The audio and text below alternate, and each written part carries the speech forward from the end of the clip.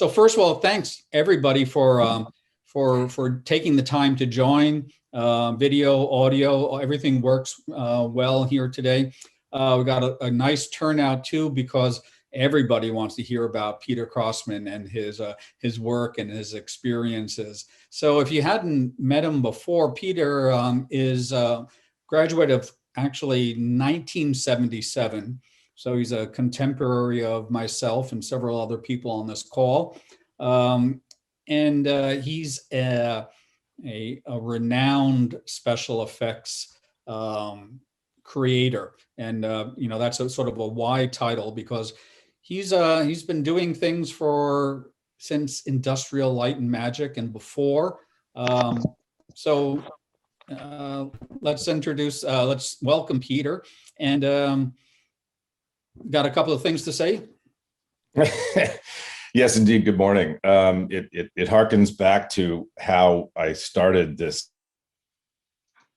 Oh, Peter, you have to unmute yourself. Boy, that's a common feature of modern day life. I was going to say that this harkens back, being early morning and my Sunday morning, to the experience that I had just during the time I started in Hong Kong, which was very unusual. Hong Kong and the state of the Republic of China is requiring 21 days of quarantine in this situation, and they are very strict about COVID regulations. They are sticking to it. This is a society that's running on pure contact tracing and strict guidelines. And you know what's amazing about it is it actually works. It says a lot about what could have happened in the US if they'd been aggressive about it and just decided that this is what people need to do. But that's another story. People are probably 20% vaccinated here now. But anyway, the way I started organizing this call was around an interview that I got to do associated with a show that came out last May. And as a small show, it just happened to be something I could do while I was in Los Angeles. And I found I don't like to leave home for shows. And here I am in Hong Kong. There's a certain burnout factor to the job. And you want to keep that fresh by, figuring out what your next move might be with which creators. And, it's a long story. It's sort of a no-win situation for people like my wife, who have to just tolerate what the new change is. And it's the ultimate co-op in the sense that it's about a 2-year commitment, Yeah, it's it does harken back to co-op. I would never have gotten the skill sets that added up to this job had it not been, reaching a sort of stymied thing, with campus and what I was able to glean from my resources without people in co-op saying, you can reach out to artists, via a program called Great Lakes Colleges Association. In my junior year, I did that. And that was a game changer because, the co-op people always looked at co-ops and the fact that some people dropped out of school to maintain a co-op at times as a success rate, as a success thing, even though it's not good as policy to keep the tuition, but it's something amazing about Antioch. It really is. So anyway, it harkens back to the fact that I got a phone call and thought that I was 12 hours out of sync. And I thought, they're calling too early, I'm not awake yet, and it was a guy from Deadline magazine. And I was certain that it was predicated on this show Made for Love that I had just finished, and they wanted it entered in the Emmy nominations, which is the way that the studios garner publicity and everything. So here I was sort of in a state of sleep, but I got up and I did, just what I did this morning, which is like wake up in the mirror and get on a Zoom call. And I thought, okay, well, this whole thing's going to evaporate because Made for Love it's a small show. It's a lovely show, but it's nowhere near Emmy nomination these days. I mean, Emmy nominations go to Game of Thrones, it's no longer the same specter of television, and television used to be easier to garner some, interest and praise for something groundbreaking, because budgets were limited and that sort of thing. And it's always been an interesting place to sort of veer off to from the feature world as of like 2005. Anyway, that's another story. But I got up and I did this interview, and I was convinced that it was note taking for this gentleman, and that's the way it is now. You tell somebody you're recording, and you don't mind if I'm recording. Of course not, and so I did this whole interview that I'm going to play without really considering that it might actually air. So I was semi horrified in the morning. 3 weeks, 4 weeks later, when my producer wrote me an email that said, "Who's your publicist?" And I said, "Oh no, what's this about?" And I got on and I looked for the text, and I found the Deadline article, and I started reading it, and I got down to this point that I saw the big play arrow on top of my image on there, and I said, "Oh no." And that's what happened. So well, I hope it won't happen with this series as well. But there is a plan to have a private YouTube channel, so some of these might get I hope so. On YouTube for the rest of the alumni. So what are you doing in Hong Kong right now? I am doing a show called Expatriates, based on a novel by a woman named Janice Yee. Mm-hmm. And it's very akin to a movie that's now famous for us, miraculously, Parasite, rose to garner all acclaim and is so worthy of that claim. And it's, as you know, a feature about the upper and lower classes of Korea, to an extreme degree. And, Bong Joon-ho is a gifted filmmaker of all time and has done all kinds of genre. But anyway, it's got some of that in the sense that Hong Kong is such a unique place with a unique perspective. And it's somebody who is the main, well, there are like 4 leads that they follow, which is why it lends itself well to series. And it's got some interesting issues with it, so I'm always hired to solve problems. Off track. I was just curious. So no, quite all right. So that's through the next 3 months, I'll be shooting here, and then I shoot in a studio environment in Malaysia, which is a less expensive way to shoot drama, is on sound stages. And we have interesting problems like not being able to get out, so that we have to make exotic locations where there isn't the will or the ability to film at an exotic location. That happens a lot less, and visual effects handles it more. So, well, good. Let's get into that. I think a lot of people are really, really in tune to visual effects, and I think we're all just totally fooled when we watch something, until we know behind the scenes that, oh, that's someone standing on a green screen or something like that. But let's roll with what you got. Oh yeah, should I just start showing the? I think so. I think so. I think it tells you an awful lot about history, and I'll go through and I'll be actually talking over parts of it as well. Let's see how that works. Yeah, that sounds great. So let's see. So am I sharing yet? Yes, we can see your. Okay, great. An editor or so. No. There we go. So I'm going to talk you through this, but this is essentially the Deadline interview. A couple of seminal events in my life. Is that loud enough? Determined my adaptation to wanting a life as an artist, in a sense. And one of them was definitely the fact that my parents were on a game show when I was quite young. They won a movie camera and projection screen and projector. They got the whole kit. And my dad had not been a movie maker at all. And in fact, he neglected them and found out that if he left them behind, there were those of us in the house that wanted to make use of them. I was hooked. I was pretty much hooked. And I follow that with some of the first times that I flipped the little 50 millimeter roll over. Nice. I started filming my friends and my grandmother, and got these wonderful double exposures that weren't the best idea. And this is where time lapse, the camera could do single framing, and And I ended up doing some of these, I'm condensing things, but Sure. even in high school, I was fooling around with this stuff. And by the way, in the upper right is what an interview showed, because it's all about the star system. So I'm going to give the sponsor a moment and also let you know this is Made for Love. And that's the thread through this interview, obviously. Yeah, I watched the interview, and it was interesting, they spliced your discussion about your brother's wedding with this scene, Oh, should I start that part? Oh, that's all right. No, I think I sent a link in the email, so people who want to watch the whole thing uninterrupted. In college, Okay. I was a journalist on the campus, and I interviewed John, and he had said to me after our interviews and everything, come visit in Mill Valley. I went and visited him in Mill Valley, and lo and behold, he was shooting an animated production that was being done with stop motion.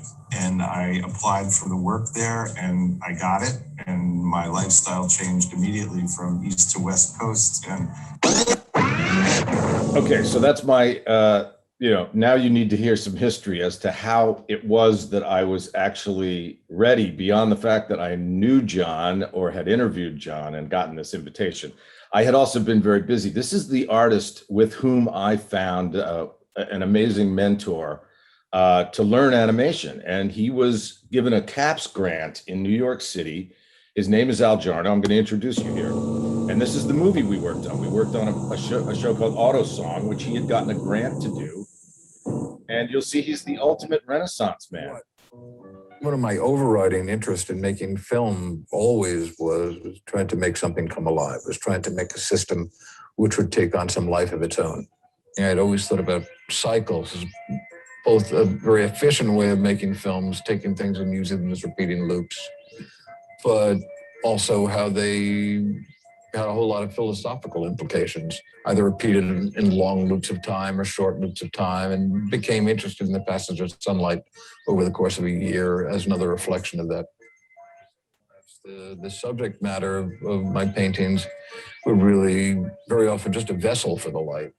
So I was always aware of light moving through space. Cosmic clock kind of represent that to And this some is extent. one of the films that we made. We did probably really flip to see what's 50 going on films really together drawings, but the moon because they were short is operating subjects. totally independently. I lived in New York City. He So the lived moon in can Brooklyn change when we phases started, faster and he than moved the to Northport, without New York. having to And I redraw learned the lights of the the city craft which of came on and animation go off. from Al. And the tree could turn from day to night and day So to you night. Separate really had the skies chance would to change separately, see night an would change incredible separately. change I might have technology. isolated him at points. Oh, big time. Yeah, that's So each part of why I element showed it, within because the you scene mentioned that I knew the can early change without techniques. having to redraw And the those entire actually scene. did help in the early Which is the days, reason for because the even ILM was using pretty primitive more techniques production compared to detail. today. That's industrial light and magic. Industrial Light and Magic, yeah. Boundary space to Those are get my that stuff cities from the futuristic quest. This is something I did at Antioch as my senior project. I never really gave it a good formal finish, but I did end up, using it to show people what kinds of things I've done. And often I showed it as flip books, because I learned that 3x5 flip books loan themselves to easy expression of this kind, starting with pencil, and then I inked the drawings. And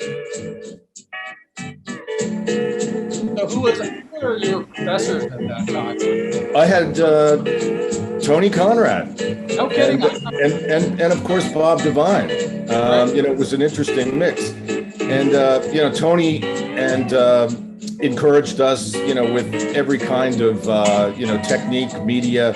And Andy Voda is an Antioch student who actually put together an animation camera, and we shared the use of that camera. So that's an excerpt from that movie. But I had learned enough to do that on campus, basically. And animation I loved because it wasn't reliant on the kind of infrastructure that I'm dealing with today. Actually, with what some directors say is that a motion picture is like having 60 people steer a brush, because it's so unwieldy.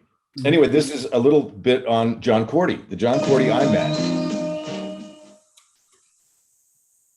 My name is John Cordy. I've been working in films almost 30 years, and most people know me for live action work, like the autobiography of Miss Jane Pittman.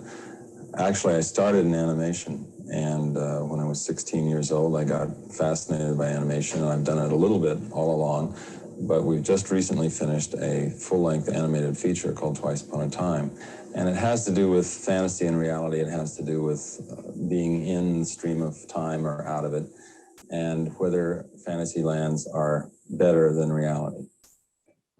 So was John Cordy an Antioch professor or a student, or? No, he was an Antioch student. I don't know what year, but he graduated from Antioch, and he always lived in California, Southern California, and he and Coppola and Lucas all decided that the Bay Area was a more fertile ground. They were rejecting the studio system of Hollywood by going to the Bay Area, and and then there was Saul Zaentz in fantasy films. There was sort of a triumvirate that broke out a little bit, but that lasted quite a long time in the world of the Bay Area. So this is Twice Upon a Time, just to show you what we were dealing with. It was a multimedia kind of show.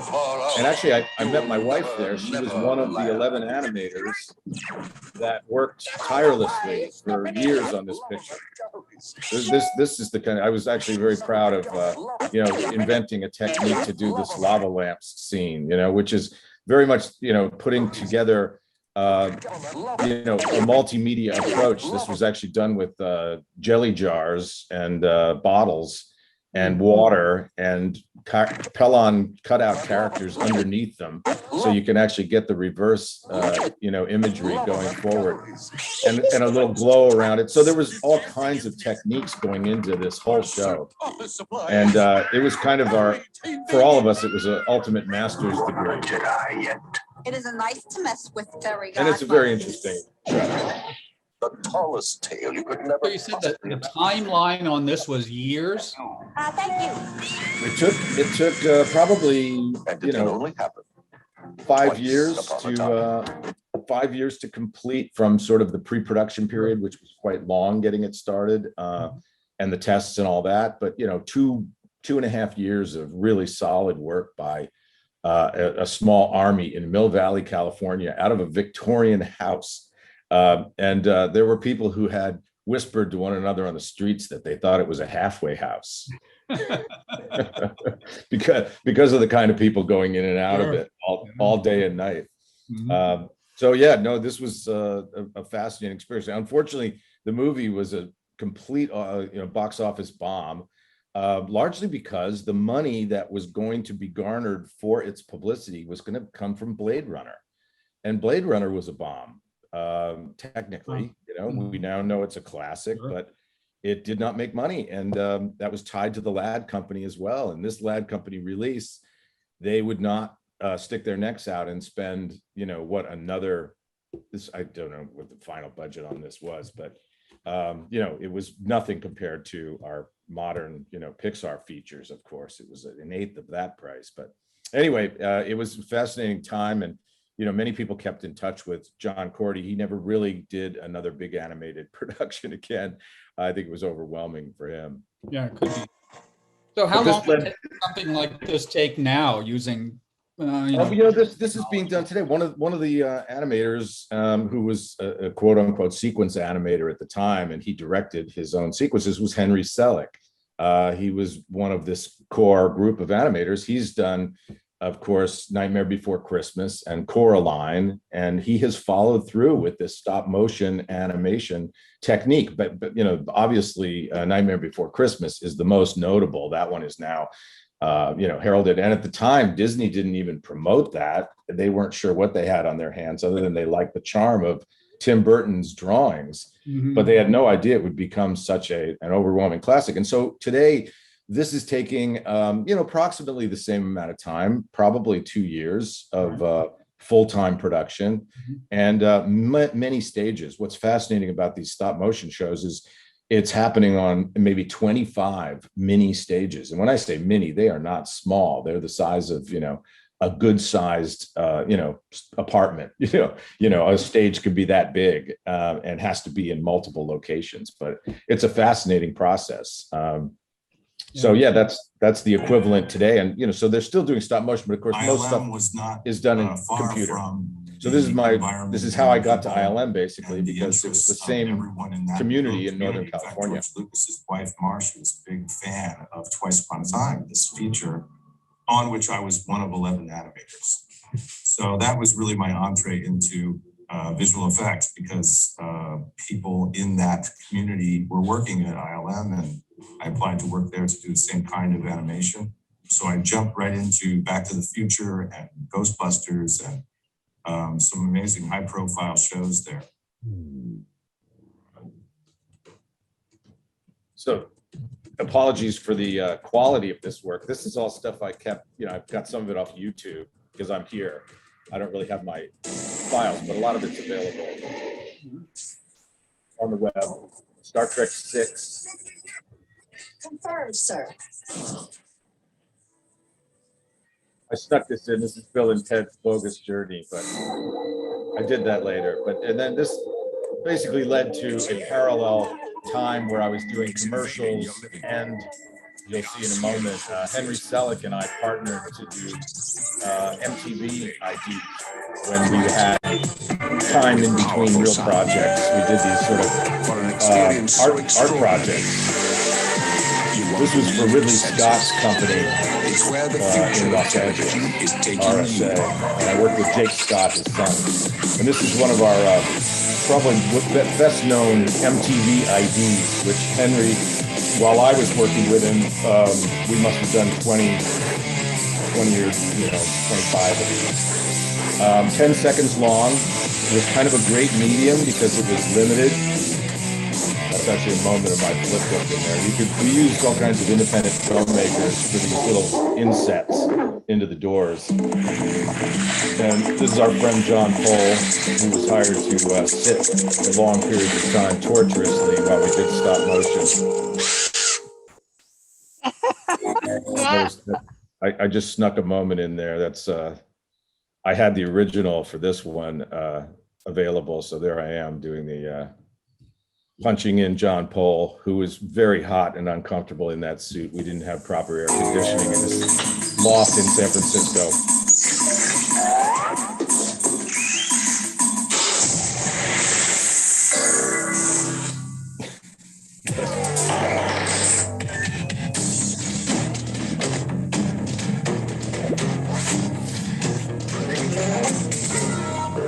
My first production was Tank Girl, which I did. And by the way, all these questions, I had no idea this guy was going to ask me. The first time I was trusted with the responsibility of a whole motion picture. I like paint. This particular producer, Aaron Warner, had gotten to know me as an artist at another facility very akin to ILM called VIFX in LA. And that was the first time I realized, the responsibility that the visual effects supervisor has. And there were a lot of complex challenges in that. Unfortunately, the Skotek brothers were miniature specialists, and we realized how we could do this stuff in the highest end fashion, but still on a dime. There's always that budget limitation that in some ways pushes you harder. Thank girl. What's it like knowing you're about to die? You don't! And I was on the post-production. And this brings it back kind of full circle to Made for Love, which is after all what the interviewer was after. But he took the time to go into a personal history. And again, I had no idea why, but I was happy to answer his questions. So this kind of goes full circle, and then we'll get to a Q&A shortly, because I just go through problem solving on Jack Ryan. I was in Colombia 2 years ago, and the scene we're filming right now is the result of unintended problems. We basically found out once we were down in Colombia and had access to no rooftops, we were given no permission to fly helicopters around the inner city areas. We couldn't even put a helicopter shell on top of a building. We just got shut down one thing after another. And believe it or not, this scenario you're looking at here, which I called the sorry card, we can play the sorry card. It looks like the game of sorry. I don't know if anybody else, there were a few people old enough to know what I was talking about. But anyway, I drew on a cocktail napkin, like the basic things that you'd need for the DP and one of the directors on the show. There's 3 directors, typically on a series like this. This is an 8-episode series. And I said, really, all you have to do is safely be able to get the helicopters in and out of there. And I have to have a barrier that features keyable screens on all sides of it. But this goes back to animation. This goes back to the kind of things I was doing with Al Charno, believe it or not, but you're doing them on a different scale. And it sounds ridiculous. I couldn't even paint those containers. They had to be wrapped with a cloth material, basically. So anyway, here's the problem solving. This is what it looked like in the editor's cut before. Basically, I hire a team of very sophisticated computer generated, specialists, computer generating image specialists who take this material and replicate buildings and rooftops from all kinds of surveying, which I did in Colombia at a building that we decided was the right corollary. It actually didn't have a roof like this at all. But here is the making of reel that I prepared. I did actually get nominated for an Emmy Award for with a team of 6 individuals for this work on this episode. So we were given time to put together what's called a before and after reel. So you see what we started with, and then you see the layers that get added on in order to make it all realistic. Yeah, it's pretty sophisticated process, and but you can see it all works. It's just a question of finding the right resources who can handle that kind of work and make sure that they have all the bells and whistles, the dust and the smoke and the grime. This was another big problem, is we would end up with that's a very healthy set of extras. But early on, they knew we needed a crowded square. And this is one of the things I'm hired for all the time, is to make sure that we can go into a location and shoot a square that looks like this when we start. And when the show airs, it looks like this. It looks like an inauguration. It's what? Looks like an inauguration. Yes. Yeah, it's a corollary to Caracas. We filmed Bogota for Caracas in the plot line. That's a whole other story. But anyway, here's how we do this particular kind of. You can see the orange. They look like army men. Those are digital extras. You can tile people. I could move that crowd around 5 times and shoot from a locked camera, but that's really not done as much anymore. The scheduling and everything that's required means full CG crowds are more the norm. And this is a process that takes a lot of work on the ground. I have to actually film or do still photographs or film of each clothed individual. So I use these people that are the actual extras and photograph their clothing in order to dress the digital extras. But the digital extras are, arguably, you can't tell the difference. That's the fact. So we needed to add troops. We did here. It wasn't exciting enough without people running.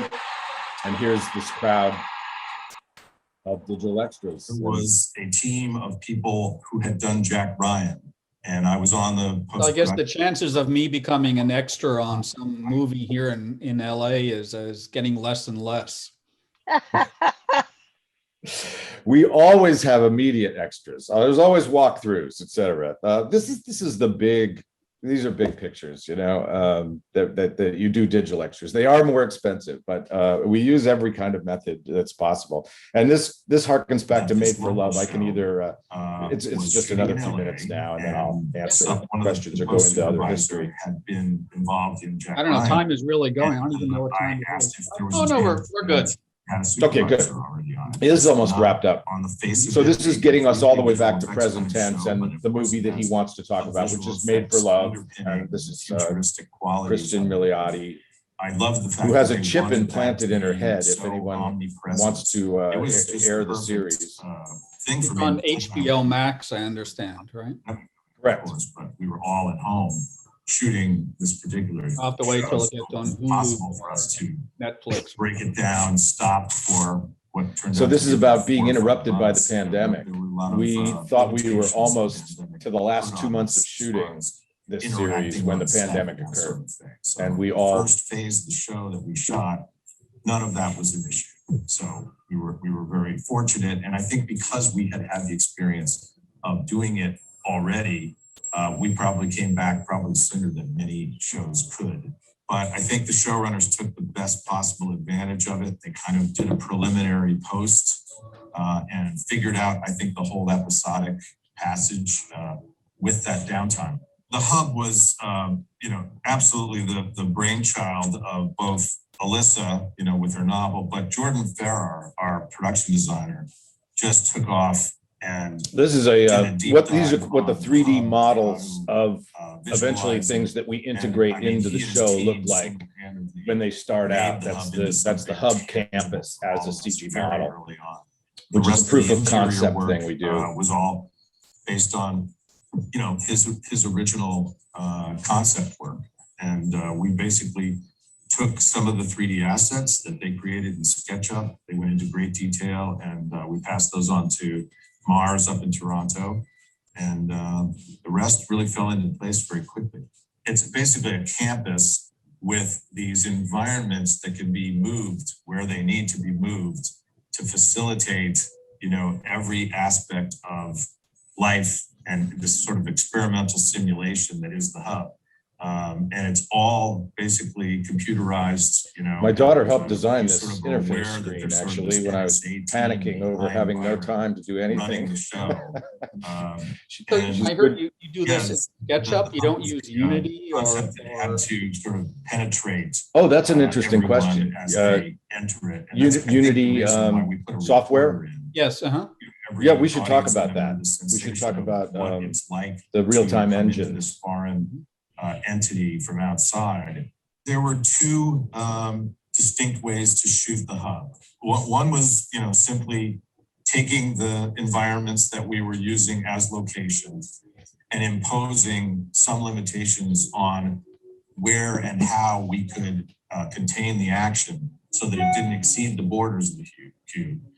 So that was kind of the exterior. Like your mail pop-ups. Then there was interior shooting that was based on the fact that these cubes were created for every environment, and they were of varying sizes. And we went to great pains in the series to basically show the very first cube, which was on the back of a truck. So it's very tangible, sized and shaped, and there's a doorway. So it allowed everybody to sort of satisfy their curiosity. And in that case, Hazel really goes with the fantasy of what this thing can deliver. So that was the constructed interior staging of the cube, which happened on stage and in that one location where we had a built cube on the back of the truck. It was a very unique challenge to create that staging element, and it was used quite extensively, as you know. So it was just a matter of where we were going to try to create the illusion and making sure everybody understood the borders of the and then it goes into one character that really is the reason they wanted Zelda the help. This is Zelda the that dolphin. It was a very character big in the show. burden to consider. So was this filmed underwater? That was filmed underwater. Yes, there was. We used a YMCA in the valley and sort of cordoned it off so that it was the same border lines as a swimming pool that we were using as part of the environment. So this is the process of building a CG character, and these are the before and afters that are associated with making a realistic dolphin. And you can see these guys really know what they're doing. This is ray tracing, science. Pretty amazing amount it's everything in there is a computer model. The the dolphin itself, the reflections, the refraction, the water simulation, all based on real physics. That's the water we filmed. And then we had to replace the water anytime someone was in it with Zelda because all the reverberations, rays of the water change with it. But the fun part of this is that the director on the show got a call from PETA, People for the Ethical Treatment of Animals, to make sure that there was no dolphin really used in this show in a restricted environment. So I took that as my first mission accomplished compliment. Kristen as Hazel and Zelda look great and let an audience really see both of them in their emotional conversation underwater. That was really tough and challenging for so it looks very plastic in its computer generated form. This is a computer generated plane. In, the best possible close not in its final detail, but they used the models they could find for the press. Everything else that you perceive as being in motion, other than the fact that we towed up the plane at one point. They cleaned that up and they made motion shots out of that, but they did a great job of making a virtual airplane. The reason I love this job is because it is a puzzle from the get-go. There are so many different interleaving elements that need to come together to get a final that no one would question that it happened for real. Sometimes it keeps me up at night thinking about how to overcome the limitations of whatever it is that we are trying to accomplish that can't be accomplished with a camera. Every show has its kernel of concentrated problems that are things that you're going to gradually untangle. And there's something about that I just can't get past the idea that I want to be the person for that problem solving. I want to see the result. I want to be in that dark theater when we basically do something impossible. It's just a fantastic feeling. All right, there's that interview. So that's full circle. And you can go back to the format. I think you've covered. Back the screen. There we go. Oh, that goes right back. Okay, great.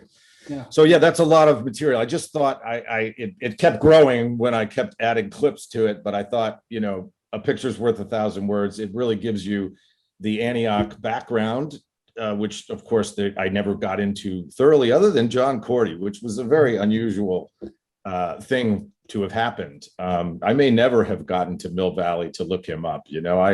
I didn't really take him that seriously. Everybody says that. They don't necessarily mean it. But he really was gracious. And when I called there, he said, absolutely, come up and see us. Mm-hmm. Well, there's so many questions that I have, but we're sort of running out of time here. I think I'd like to open it up to questions from everybody else who's here. So if nobody I see there are a couple of things in chat. Let me go into that. Someone's monitoring the chat. Yeah. All right. So a couple of questions. All right. So does anyone have any questions? Joan's raising her hand. So why don't we go with Joan? Yeah, I just wanted to say that you brought back memories because in one of my co-op jobs, which was not in entertainment at all, it was Wright-Patterson Air Force Base. The task that I was given was to figure out a way to use stop-action photography, stop-action animation to test experimental aircraft instrument panels. So I had to invent a way to do that, how to position these mock-ups, which were just cardboard, so that experienced pilots could look at the film that was made from that and have a feeling of seeing a real aircraft instrument panel, so it didn't have to be engineered like a trainer. Mm-hmm. And wow. This was a co-op job, actually. Can you imagine? That's amazing. That's amazing. I would have loved to have seen that model, actually. Well, nowadays it's completely obsolete, of course. Everything's done by computer. But if you want to test a brand new aircraft instrument panel, rather than putting it in an airplane or a trainer, you can just do it with stop action photography as I showed. Wow. That's fantastic. Many a mock-up. I made many a cardboard mock-up, and people still love miniatures for being mock-ups and using a lipstick camera. As a matter of fact, there's an amazing story about Steven Spielberg meeting Stanley Kubrick for the first time in the middle of Pinewood Studios. Steven was walking around. I went to the Remembrance, and some amazing people spoke about Kubrick. And he said this guy was obsessed in the center of the room. He was moving around this thing, and he finally saw us, and then he, waved, and they came over. It was the hotel for The Shining. And he was in there with a mirrored tube, like a telescope, and he was moving through the rooms, and he showed Spielberg his methodology, but he used it was a big quarter scale miniature or something. Anyway, miniatures were used a lot in, we literally filmed them, but we also used them just as mock-ups to figure out how to build something. I mean, let's test it first before we commit, right? That's the way everything is done in every industry if you're doing it right. Well, then I have a question. Why are so many movies flops? I mean, so that's a great question. I mean, how they all this time, mocking things up and doing readings, and then you see movies with great actors, and it's like, well, so. I don't think anyone understands why that happens. But the truth is, a little bit of it is alchemy. I mean, I think George Lucas was very lucky to have the cast that he had. Imagine, someone in the role, of basically Luke Skywalker, even, all of them just merged. They just came together. Carrie Fisher. I mean, what a gift to that show. But I don't know that George was the guy that actually chose them in final form. But that's a big part of the directors is deciding whether the chemistry in people works. And I'm not sure that's done well by committee. And basically now these studios are owned by larger and larger entities.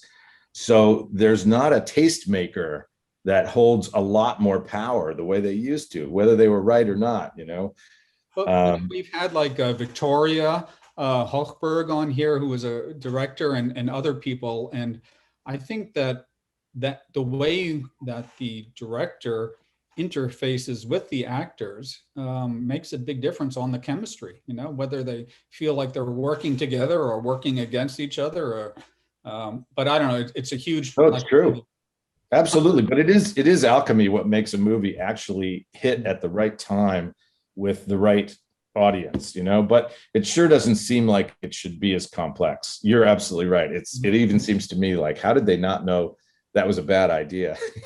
So, for some movies that come out, I just go like, I can't imagine somebody approving that. No one's we haven't had a chance to talk on your Walking Dead or your fear of the Walking Dead involvement, right? You were involved in right. Those, right? Yes, indeed. When I was, reading up on your accomplishments, it sort of suddenly popped into my mind that Dwayne Jones starred in the original Night of the Living Dead, and he was an Antioch professor before that. So what do you think it is about Yellow Springs and zombie? That movie was too scary for me to go see. I honestly did not want to see that movie. I actually have still never seen the whole thing from start to finish. It's and strangely enough, Fear the Walking Dead, which was the series that I was involved in, it wasn't my best, choice as far as content goes. But, having said that, again, the puzzles are numerous, even if it's a gory mix of puzzles, then an awful lot of that show they spend offing these, Well, yeah, characters. I started watching them and I said, well, this isn't for me. I mean, I wouldn't recommend. I can't recommend it for the faint of heart. Any of those zombie movies are just. But Dwayne, obviously, he was very clever to know that there was a good audience for that show, and the potential of it was. Well, he didn't write it. He just. No, he was in it. Yeah. But it was sort of a breakthrough role, even in not only in the genre, but for having Black actors in a role like that. That was, it was. I think I might go revisit that one. Any other questions? Just wanted to say that to the question about what happens in Yellow Springs, really what happens at Antioch that makes all these things, these people able to do the things that they do. And I think the answer is that we have learned from co-op as well as from campus that you never say no when somebody says, can you do something? Always can do it. You always can figure out a way to do it. I also wanted to say that I remember that John Cordy showed his film Farewell to Manzanar about the Japanese internment camp at Reunion a few years ago. Wow, fantastic. Yeah. Yeah, John's a really, really wonderful man and great filmmaker. And yeah, I got to see 4 of his works. And Farewell to Manzanar is really, not many people have made good movies about that very potent subject material. And Miss Jane Pittman, obviously, he was rewarded in terms of, Emmy Awards and that sort of thing. And that's one of the first things we knew about John is, and there was, who are the DeBolts and why do they have 13 children? Again, he always put a spotlight on, subject matter that was not made for television. It was difficult and it was insightful. And that's what made John special, really. Yeah, we were lucky to have him in the mix. And I was very surprised at the fact that he was doing animation. I really didn't expect that when I went to visit him. He actually had showed me Sesame Street stuff. And I told him that's where we have a bit of a crossover because I've done some Sesame Street. It's a viable way to learn. And it's a really great cause. If you can think creatively about children's television. And there were 4 shows that Al Jarno and I did together. And Al pulled back the curtain and let me kind of help with the content to a certain degree. But he had good friends in, high places. They didn't have a lot of money, but they loved the problem solving and his creative content. And it gave me a first home in filmmaking when I was relegated to shooting a lot of cameras. I did industrial camera work on the side when I was an Antioch graduate just to earn some money. And I worked for awful ad agencies and it was harrowing. It almost made me quit the business, but again, you never say no. And I took these jobs and I learned on every one of them. I learned how to use a down shooter called an Oxbury camera, which was used in early animation. That's what I used at the Air Force Base. There you go. Yeah, a down shooter. That's what they're called. So I think that David Hall had a question. I was wondering about the hardware, computer hardware and computer software over the years. I have the impression that Macintosh was favored at one point, and I don't know if that's still the case. And what can you tell me? That's a very interesting question you ask because I was in ILM at the time that we were given a lot of initial help by a group of Mac enthusiasts, and they were very much using Apple computers. And we did the very first big map painting for one of the Die Hard movies. It was the second or third Die Hard, I think. And it was a big pullback shot. And it was made with 3 pieces of motion picture all tied together in a big map painting. And the issue we had was they wanted just a credit at the end. Something to say, we're hand in hand with you on this, we're creators too. And George wanted a black box. He did not want ILM to be seen as open source, in any way, shape, or form. He wanted to hide that. It's a bit like the early filmmakers like Disney. They all wanted the secrecy. And but anyway, Macintosh has quietly always stayed in the creative. The guy who created Photoshop was at ILM. He and his brother, his name's John Knoll, and his brother Thomas Knoll is, could be a mini Jeff Bezos at this point, because obviously he never even thought about how big the potential was for what was essentially an optical printer given an electronic format. But what happened is Macs became more like PCs. They actually merged at the Unix level, if you know early computing. And now Linux is an open source kind of Unix that's accessible for all computers, and the cheap hardware can run on Linux. And so it sort of makes it less expensive to run these big farms of renderers. They're becoming controversial right now because of Bitcoin. These massive render farms are being put to use solving problems to create this standard. It's a complex thing, but it's the same hardware. We can't get our hands on some hardware right now because of the demands of Bitcoin. And it's been actually sort of roiling the stock market a little bit when somebody like China puts the thumb on the scales and says, we're not supporting Bitcoin. And all of a sudden, software and hardware are stopped in their tracks. They're suddenly available to people that want to use them for graphics. But up until that point, you're struggling and you can't even get the equipment. It's a strange thing now that everyone sort of uses the same kind of hardware software combo now. But in the beginning, it was quite diverse track-wise. There was the rise of something called silicon graphics, which we never thought we'd see the end of, but they saw the logic in putting bitmap graphics into their machines the way Apple did, but on a much bigger scale. And they ruled. We had to rent those machines for the first 10 years of my time at the studios. That was part of my job, was finding out how to contract the 10 big machines we'd have to buy, and allocating the personnel for them, and all that stuff was really quite complicated compared to today. But it's a good question. The Macintosh, it still rules on the independent and network level in these offices and everything. It's really taken its lead over the PC, basically. Thank you, David. And plus, the product placement is ubiquitous.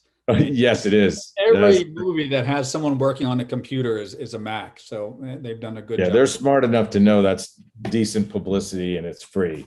Mm-hmm. Yeah. Well, very good. So I'm not really watching the chat there, but any other questions out there from people?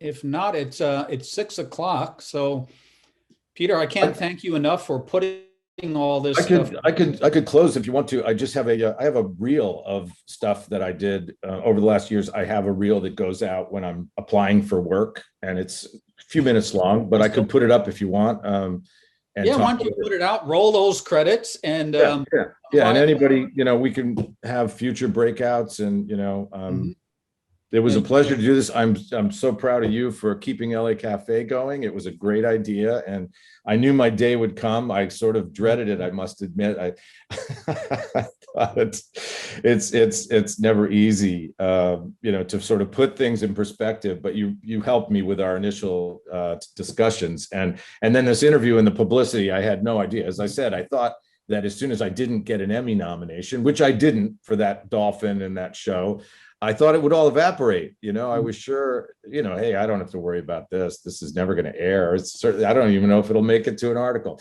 It's rare that those of us in the trenches actually get the spotlight for even a minute. You can see in my interview, all they did was put up the stars of the show. Well, we have to work on getting you a Wikipedia entry. I think you're not there. You should be. I don't know how to do it, but I'll look into seeing what it takes to create a Peter Crosman with one S, a Wikipedia entry. That's very, very kind of you. All right. Well, I'll just go out with this. And this is basically what I call my show reel. And it has a whole bunch of different stuff on it. Yeah, I don't think anybody is going to drop off early. I can tell you that.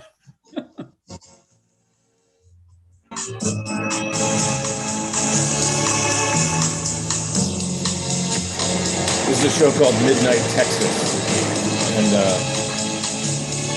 I just happen to have connections with the Richard Parker people that did Life of Pi, and they were able to give me a tiger at television rates for this one particular show. It was very kind.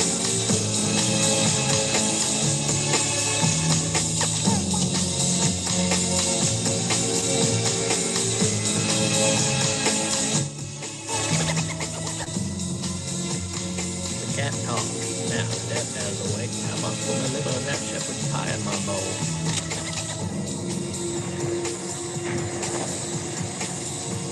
Didn't work on Cats. Yeah, Talking Cats. You know the movie Cat? Oh no, that's a good story.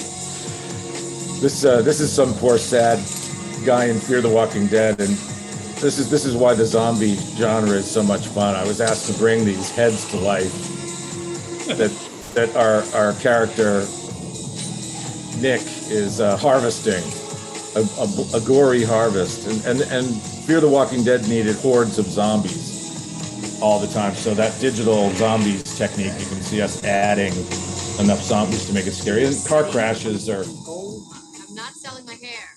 pretty normal too.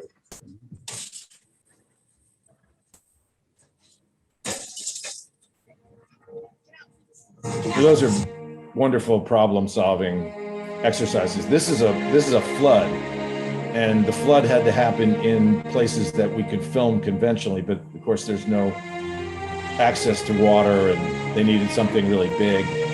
So this is a solution for digital water.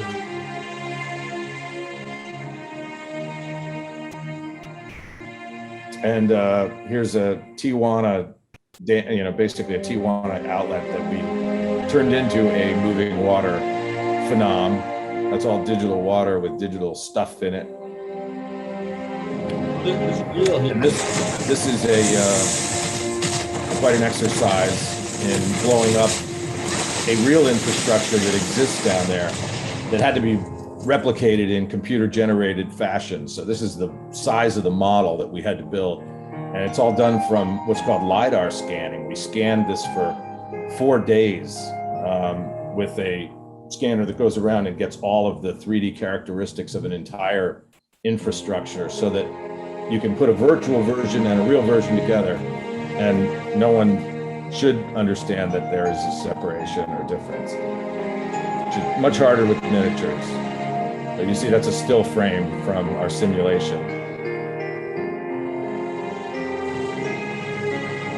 Then this is something you can do entirely inside the computer with a model, and this procedural stuff with bubbles and stuff, that all looks very real with computers. This is a traditional map painting, which is considered a lost art these days. And then weather phenomenon, this is a sandstorm, all done digitally.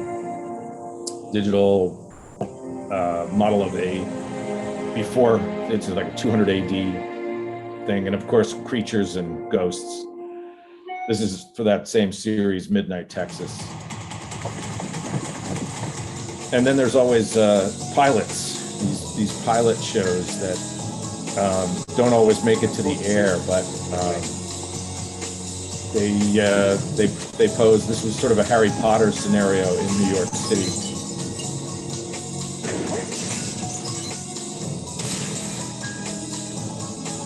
Oh, and of course, superheroes. Let's not forget superheroes. Here's someone that ages, unfortunately, very quickly. I feel I'm aging too quickly.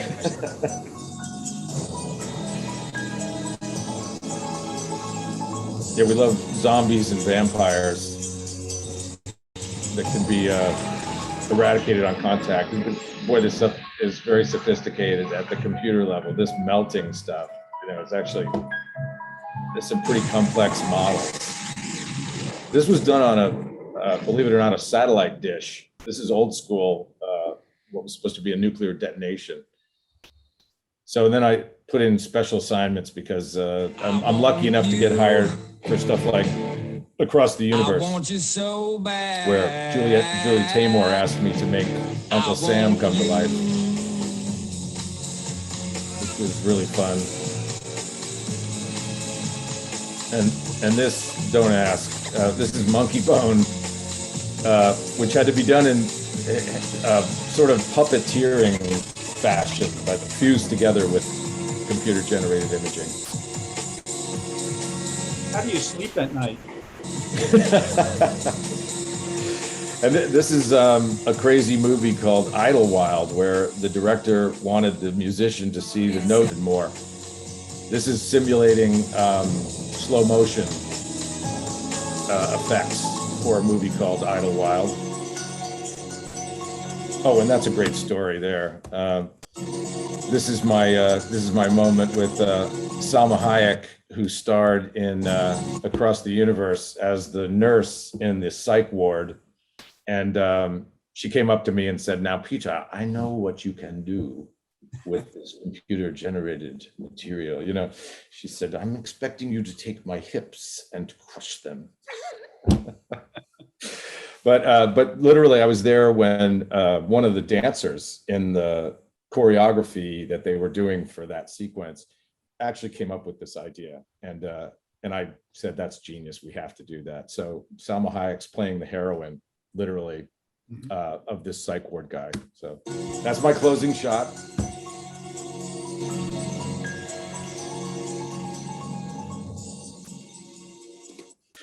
But yeah, I'm so glad everybody could make it who made it.